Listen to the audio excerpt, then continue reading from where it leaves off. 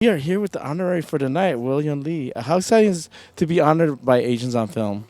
I'm definitely grateful. I'm not sure if I deserve it, but I'm grateful and just excited to be part of the community and see what other people are doing. Were you surprised or, when you got that call that you were being honored by Asians on film?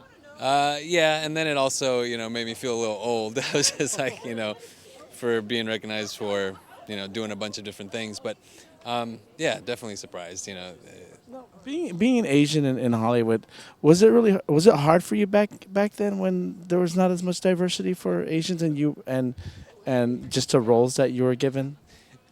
Yeah, I mean, back then it was, I started in 97, 98, and, for a good long period, it was like 5 real roles a year. And not, roles that you would consider making enough money so you don't have to wait tables and suffer. And if you didn't get one of those 5 roles, you were doing the day job, which I did for a long time. And I guess the hardest part was everybody was competing for the same role. If it was a female 135-pound Japanese woman, we all were there fighting for that same role.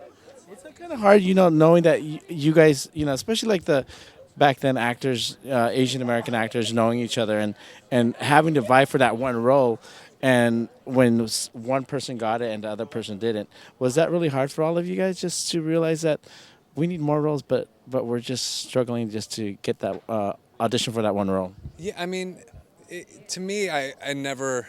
It was for me. It was more of just competing with myself and in terms of like dealing with nerves and audition and all that.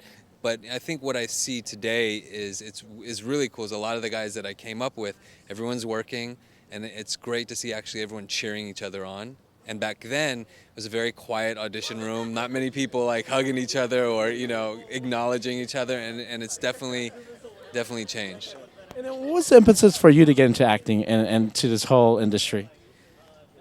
I don't know. I think it's just being a little naive and I guess I was telling my friend Jason Scott Lee, and I was telling him he was probably the biggest factor in me moving to LA is I saw his movie, and I think after watching that movie, it gave me the idea that I wanted to do what he did, and so if it wasn't for him and his movies, I would have never moved here.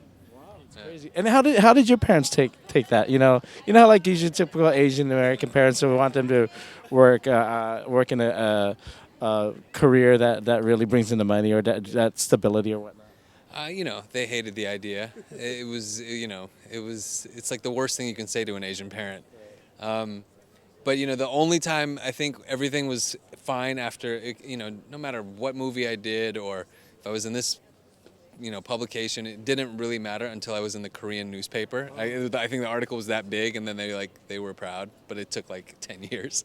So do you think maybe if they see you in a Korean drama, they'd be more happy too?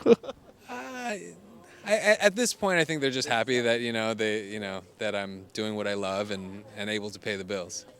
See, talk little bit about how you see the change in the industry with diversity and there's more roles for Asians or just a little bit more colorblind roles. I mean, for me, I was telling my friend, it's probably last year was the first year I'd really noticed the difference and the change, and